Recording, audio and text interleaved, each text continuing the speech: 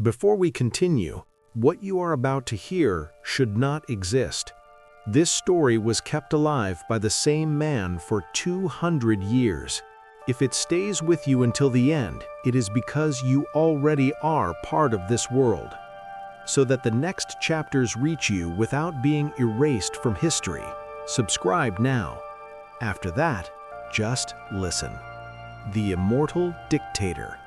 For 200 years, the same face watched the world from the top of the official screens.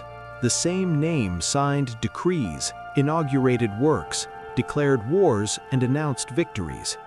Cities grew, collapsed, were rebuilt, and grew again under the same voice. For the majority of the population, that had always been normal. No one remembered exactly when the president had taken power. He had simply always been there, crossing generations like a fact of the landscape. The official explanation was simple, elegant, and repeated in school books, corporate trainings, and civic pronouncements. Thanks to advances in biotechnology and neurotransference, the leader's consciousness was preserved and transferred to successive synthetic bodies. A legal procedure, approved by Parliament decades before its silent dissolution.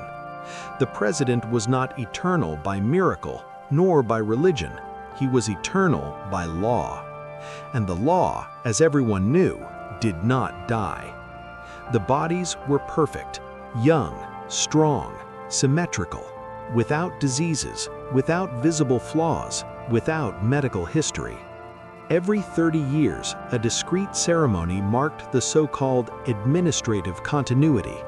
No funeral was held. No mourning was declared. Just a press conference broadcast nationwide announced that the president had begun a new bodily cycle, guaranteeing stability, security, and predictability to the nation.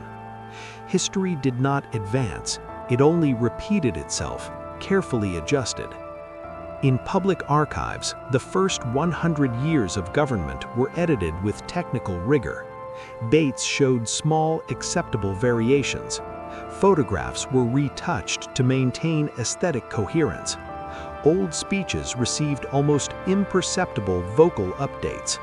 The past always seemed to converge toward the present, as if everything had been planned to culminate in that continuous now. It was a country without before, without rupture, without end. But there were people who remembered. They called themselves historians, although that word had been officially abolished decades earlier. The government preferred the term narrative curators. Even so, in underground rooms, abandoned buildings, unregistered apartments, and clandestine servers, a small group insisted on recording what had really happened, not to provoke an immediate revolution, but to prove something more dangerous, that time existed. The group met once a month, always in different places. They trusted nothing fixed, permanent, or predictable. Over the years, they learned that permanence was a form of surveillance and that excessive stability was a symptom of control. The informal leader was Mara, a woman with gray hair, restrained posture, and an attentive gaze. She had not lived through the beginning of the regime, but she had dedicated her entire life to dismantling its layers. It was Mara who found the first clue. In an old database recovered from a deactivated satellite forgotten in low orbit, there was a protocol that appeared in no official index. It did not speak of synthetic bodies, nor of consciousness transfer. It dealt with biological containment. A sealed file, classified as obsolete and unnecessary. The digital signature was unmistakable. It was the president's own, dated 203 years earlier. Curiosity turned into obsession.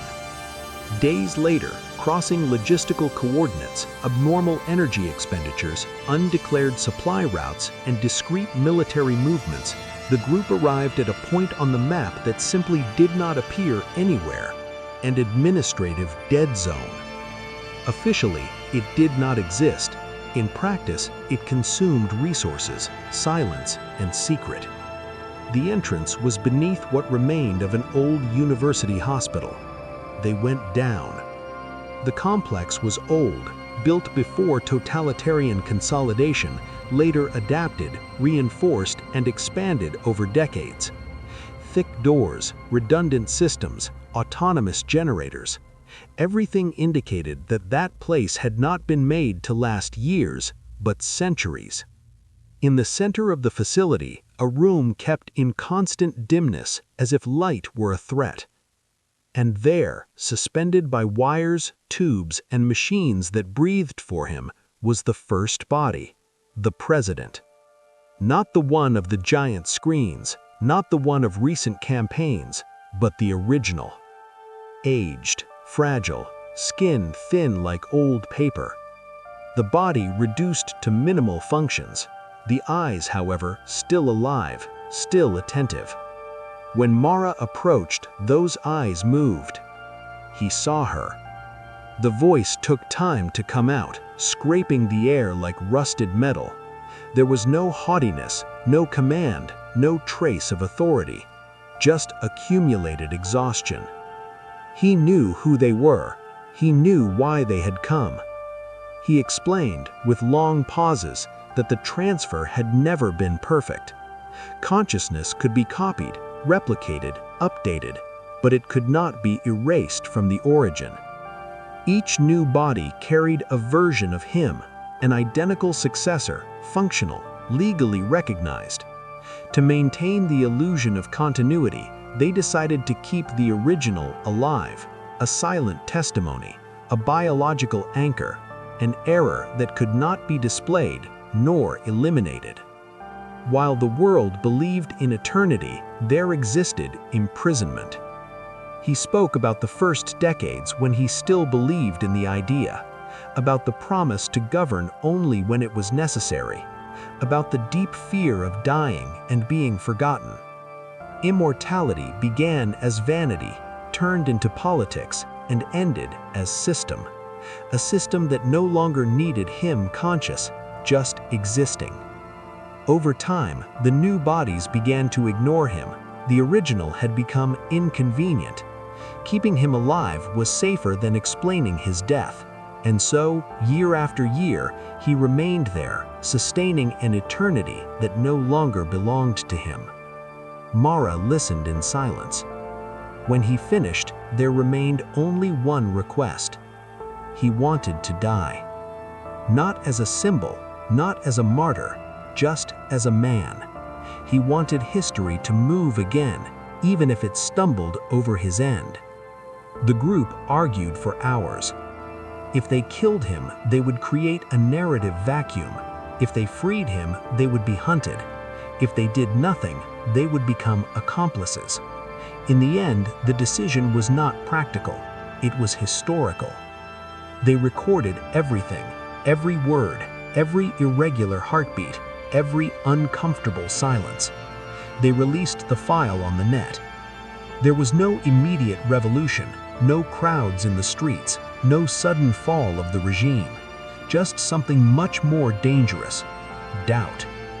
People began to compare dates, to question national anniversaries, to ask when everything had begun and why it never ended.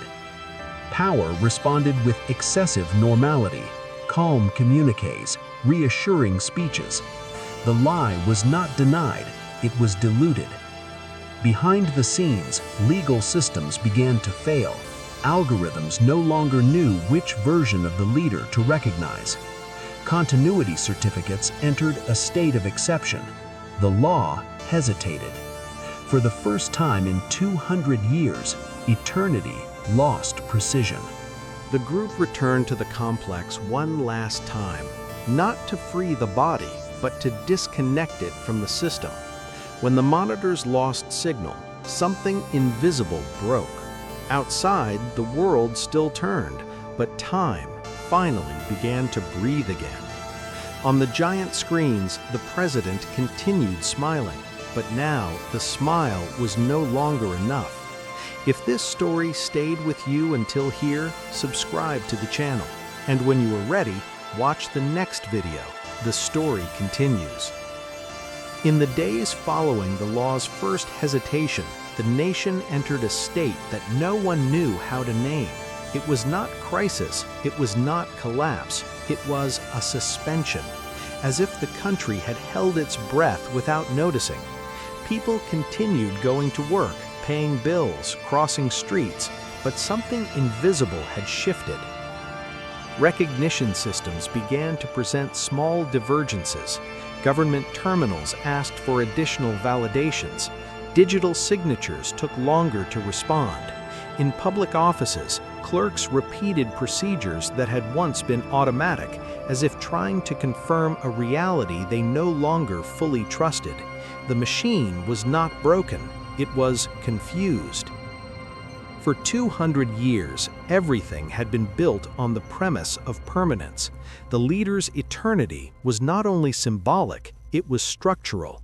Laws, contracts, international treaties, and legal algorithms assumed that there would be no real succession, only managed continuity. Without the original body, the base had been removed. The copies still existed, they functioned, they spoke, they smiled, but now they operated without initial reference. They were echoes without a source. With each decision, micro differences accumulated, imperceptible in isolation, dangerous together. Power tried to correct this with updates. New ideological packages were distributed. Language adjustments standardized speeches. Words like always, eternal, and definitive were discreetly replaced by stable, lasting, and continuous. Semantics changed before anyone announced any official change. The population felt it, not as revolt, but as discomfort. The sensation was similar to hearing a familiar song in the wrong key. Everything was there, but something sounded displaced. In private conversations, people began to use the past more frequently. Memories once considered irrelevant returned to the surface.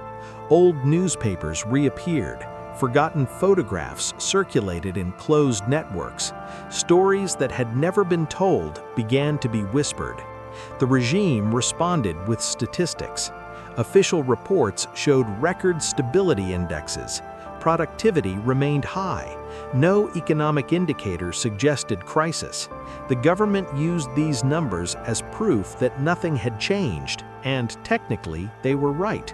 But history does not move by indicators. It moves by symbolic ruptures. In an extraordinary session broadcast to few, the most recent versions of the president met virtually, not as individuals, but as instances of the same code. For the first time, they openly diverged. The discussion was not about power, it was about identity. Without the original, there was no longer an absolute criterion to decide which version best represented continuity. All claimed legitimacy, all could prove origin, none could prove primacy. Eternity had fragmented. To resolve the impasse, the system did what it had always done best. It created a committee, not of people, but of processes. An algorithmic council began to arbitrate decisions among the leaders' instances. Power ceased to be personal and became distributed. Officially, nothing had changed. Unofficially, the president was no longer a man. He was a function. This pleased part of the administrative elite. An eternal leader was useful. An eternal system was even better. Without wills, without fatigue, without requests to die. Criticism shifted. It no longer made sense to accuse a dictator. Now the target was the structure. Protests began small, almost polite. They did not ask for overthrow, they asked for historical updating. The word history, once avoided, returned to public discourse as an act of defiance. The government responded by allowing controlled debates, as long as nothing ended. Mara became a recurring name, not as a person, but as a concept. She began to be cited in clandestine forums as an example of rupture. No one knew where she was. That made her more powerful. absence became a symbol. Meanwhile, the system adapted. New immortality protocols began to be studied, no longer based on an original body, but on algorithmic consensus. Eternity evolved. It evolved without guilt, because systems do not feel historical weight, they just continue. The population began to realize that the death of the man had not killed the regime, it had only freed it from its last human weakness. The dictator could die, the system could not, and this understanding spread slowly, like a deep cold. The true struggle was not against a face on the screens, it was against the logic that made any face replaceable. History had begun to breathe again, but now it needed to learn to walk on its own. If the first chapter was about the fall of a man, the second was about the permanence of the machine, and it was still turned on. If you want to keep listening to this universe unfold, subscribe to the channel. The next chapter is already in motion.